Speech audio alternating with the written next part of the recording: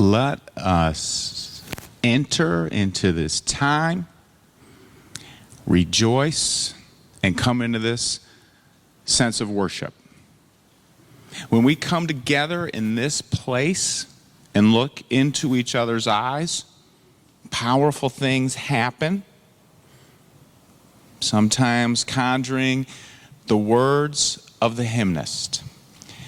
For the beauty of the earth, for the splendor of the skies, for the love which from our birth over and around us lies, source of all, to thee we raise this our hymn of grateful praise. Welcome to our celebration of life.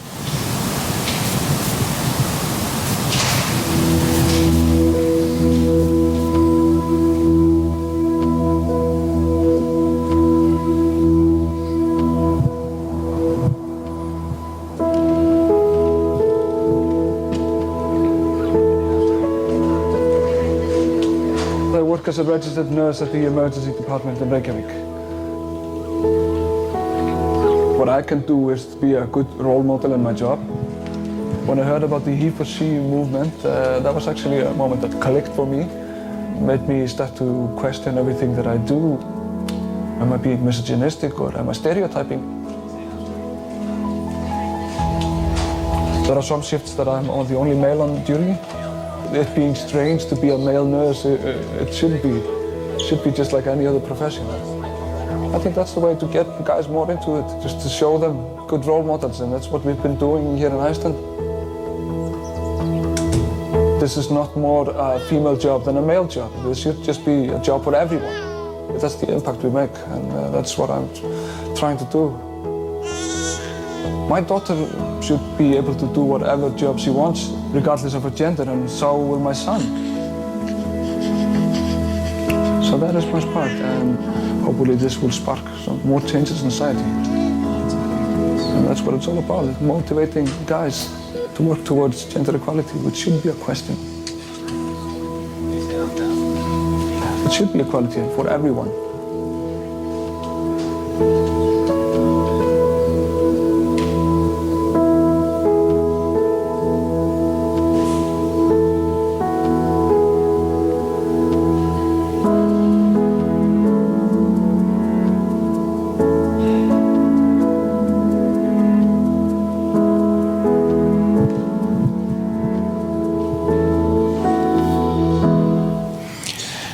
Today, we give thanks for a long line of fathers going back generations and generations who did their best, gave their best within the historic contexts that they lived. Today, we lift up for any situation of fathers, we lift up the possibility of forgiveness for the faults and shortcomings of fathers, including those of us fathers in the room who may need forgiveness for our shortcomings. We do. And we give thanks also today that over the decades, increasing numbers of men have become more fully involved in parenting. As a 51-year-old lifetime Unitarian Universalist, I'm amongst many who have witnessed fathers breaking out of stereotypes. And we're going to talk for a second about the generation of many of our beloved elders in this room. In the 70s, for example, my father, I'm proud of him to this day, he ironed his own shirts, went grocery shopping, vacuumed the house. And the majority of the kids in my church growing up had fathers around us who were rolling up their sleeves to do more traditionally female household chores.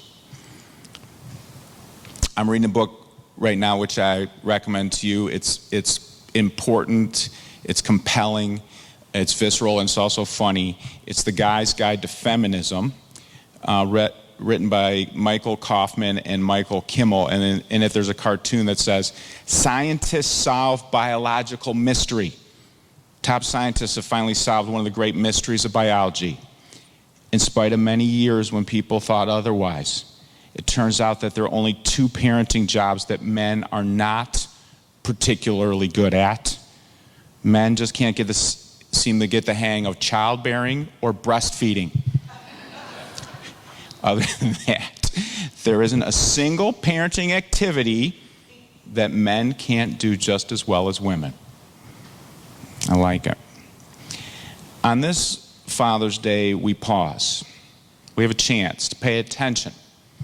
Give thanks for the fathers who help with all kinds of labors of love and necessity.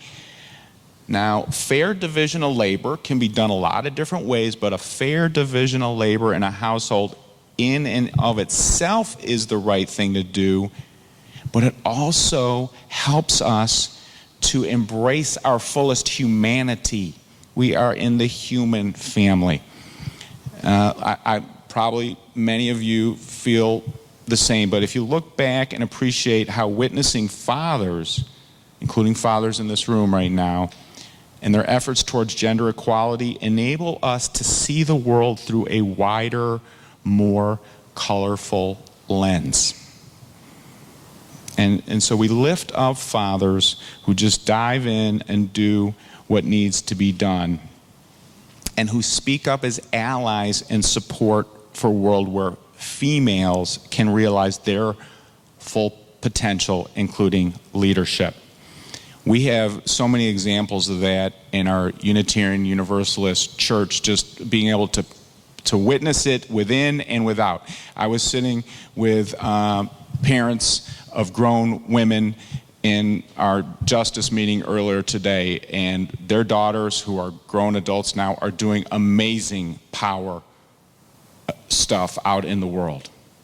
I got to go leadership, brains, and courage. I got to go to Tucson 2 weeks ago and witness volunteers working for No More Deaths. And as a pastor, I get to go out and tell the stories of having seen young women who are EMTs and professional rock climbers who go out. They could be making a lot of money, including, I really think half of them could be Navy SEALs. But they go into the desert to save lives of immigrants for free. And these women are tough as nails, articulate, brave, fit. They gave testimony that at the court that could have been in the U.S. Senate. This female power in our nation that I get to go out and I get to witness and we get to talk about, that's a part of our faith movement. And it benefits all of us by allowing everybody to grow in their fullest potential.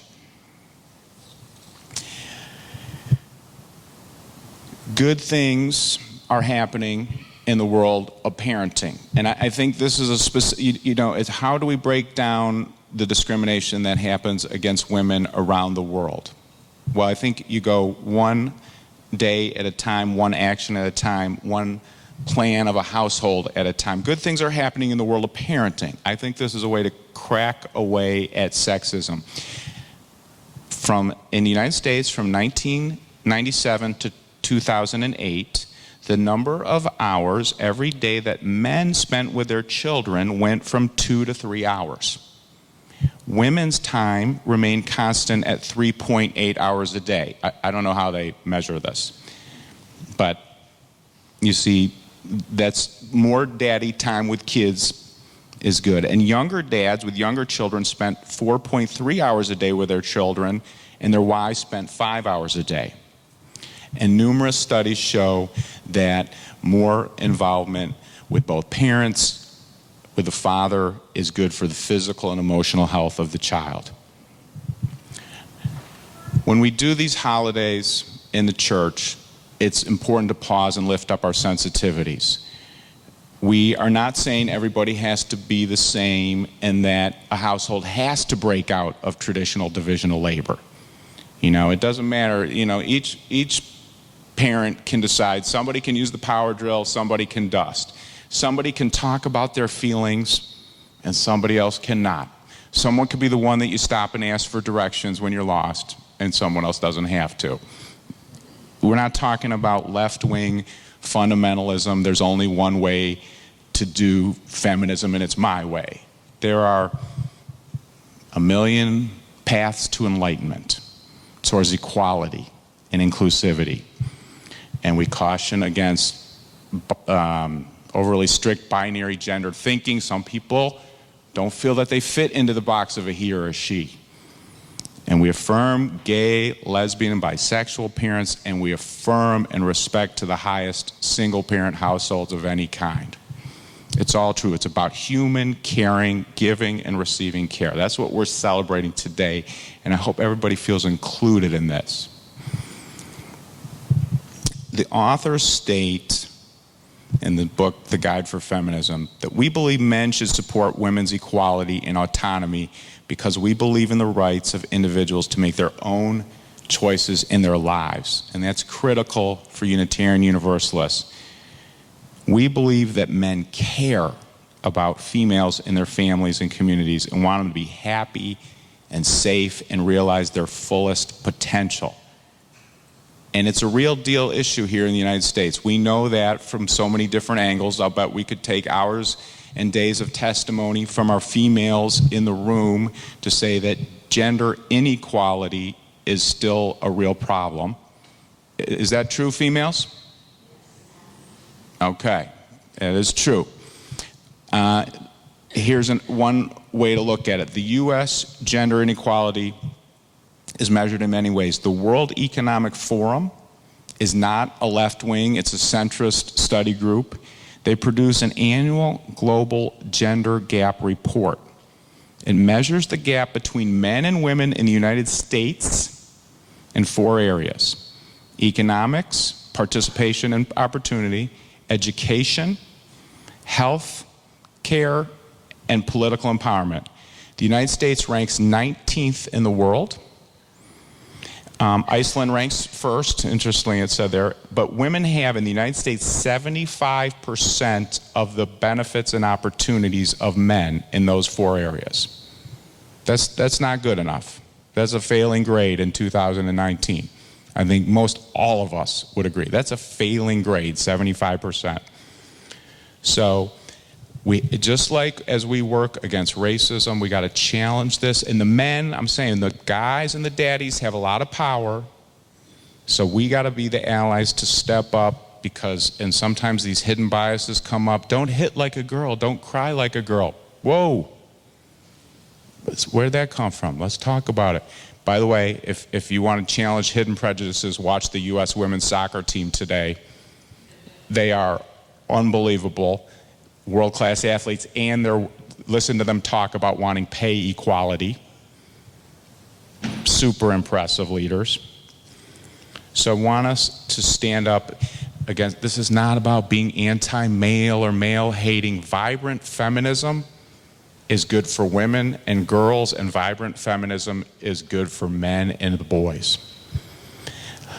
Let's watch a little video from India, from the HeforShe movement. Thanks to Lois Murphy and her daughter, her amazing daughter Lily, for pointing me to this great campaign, which over 2 million people have signed up for, to commit to being a part of this campaign. I signed up for it, and I encourage you to consider doing the same.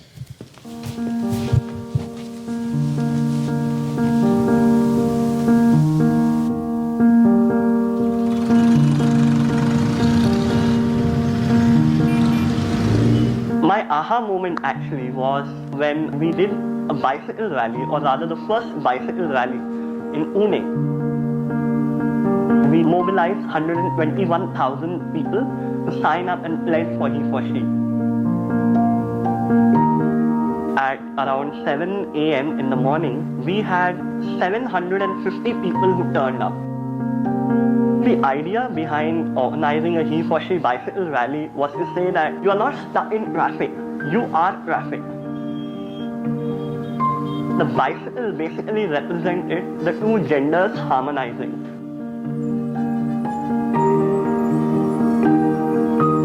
We did the first advocacy workshop on HeforShe in a rural area, highlighting the power of volunteerism through online, offline methods, as well as building a network of youth advocates. Engaging engage people in having that conversation to end stereotypes, to take up initiatives at community level, instill a sense of, belongingness. It is up to you what you want to do once you take the pledge, once you take the commitment for he for she.